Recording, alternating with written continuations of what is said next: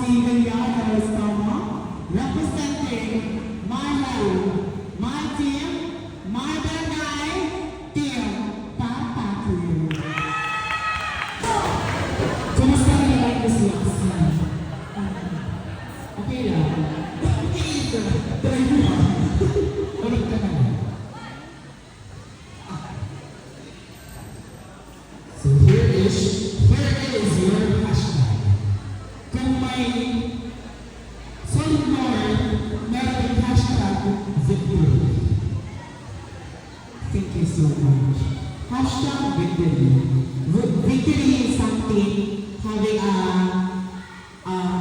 pagpapanalo.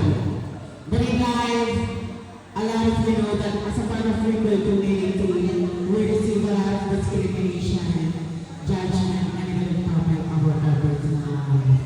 But I'm here to give advice that let's make a discrimination for motivation, because that motivation can lead as a victory. Thank you so much. Pasok sa mga na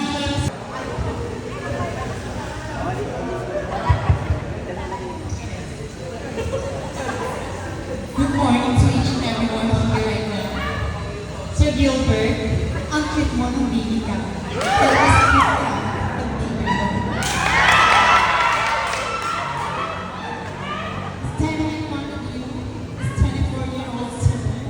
I am Kylie Salvador, representing Ostrichel and Barangay Banton. Thank you. kumusta ka naman, Miss Kylie? So, ano ka tayo pick your hashtag. Your hashtag is... nagulat ako sa first super. Hashtag Unity through Sports. Once again, your hashtag is Unity through Sports. I believe that in this special event right now, we are gathered here to unite as one, especially that we gathered here for sports.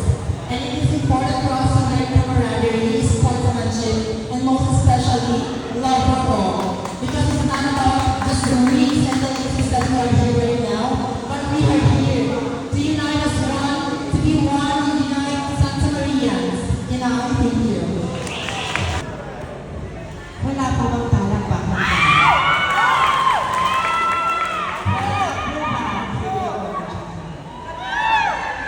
This is Garnet Perpesa 16 from the representative is Poblacion. Ayan, so ready ka na ba, Miss Corbin? Ano ang pangkampo naman? So ayan, pick your hashtag. Ano ba halaan?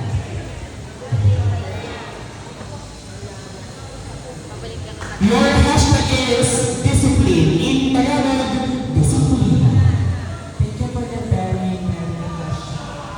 Kailangan natin mga LGBT. We all know, ladies and gentlemen, nakakaranas kami ng discrimination dahil sa mga bata. I know, ladies and gentlemen, alam ko lang sinasabi ng mga kabataan ngayon ang discrimination. Kaya naman, people of barangay, discipline mo natin yung LGBT, lang ang pag-alam.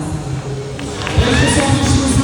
Standing in front of you is a graduate with the course of Bachelor of Technology in Livelihood Education, major in Home Economics, and soon to be a licensed professional teacher. I am your reigning Miss A. Santa Maria 2023 crown keeper. This is Lance Calantok Kitala, 23, proud, loud and proud, Barangay San Alejandro! Ready ka na ba, Miss Lance? So your hashtag is hashtag kabataan. As a part of LGBT community, we experience discrimination in this way. But you know what? I do the same thing, which is to be a hardworking person. Why do I say so, ladies and gentlemen? Kasi kung wala kang pera, you are nothing to them. That's why I am here standing in front of you to give some advice to those kabataan. I mean, right here, all of you, that you need to step up on your own feet because no one can help you just by you. Thank you so much. Thank you so much.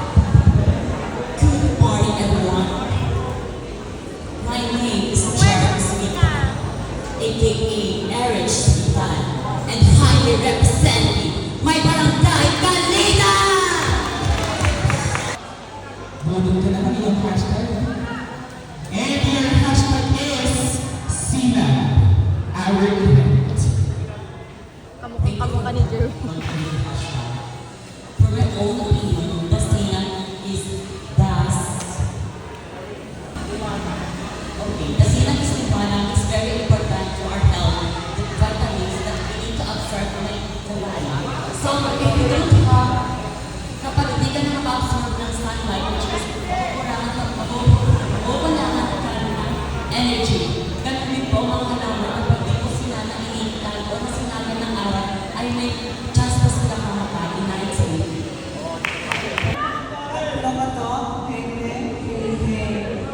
Should I say good morning, ladies and gentlemen?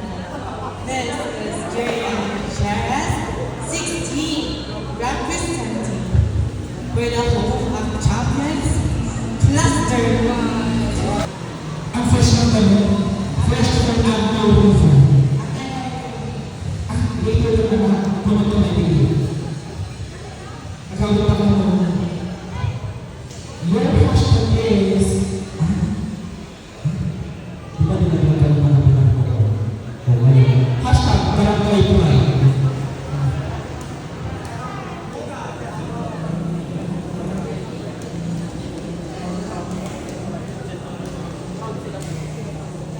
We are now living in the 21st century, and yet we continue to face discrimination.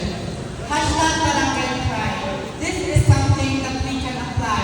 For me, as a candidate or as a teenager who is joining pageantry, being a part of my background is the proudest moment.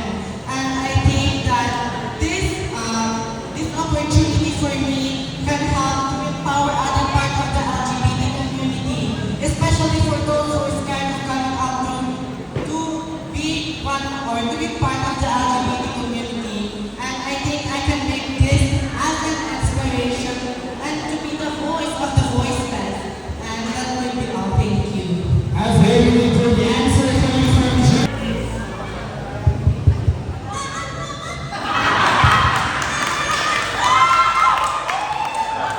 Or should I say, good evening, good morning, people of Santa Maria.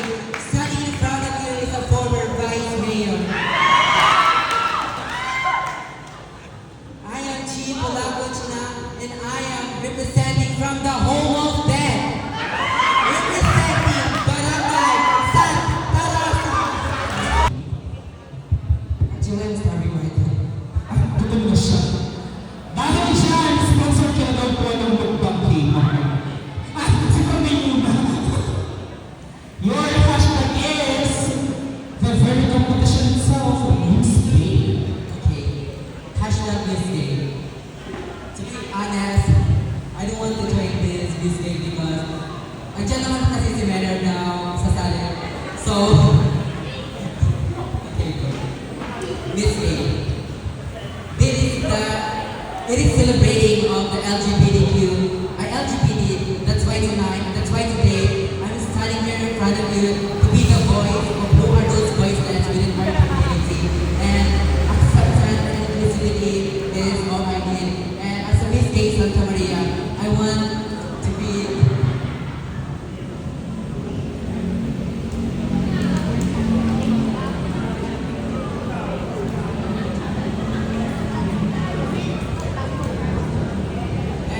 I choose to live with a purpose because I believe that the most lasting impact that we can make it is to live with a heart, shine our inner light, and remind others that they are capable with the extraordinary things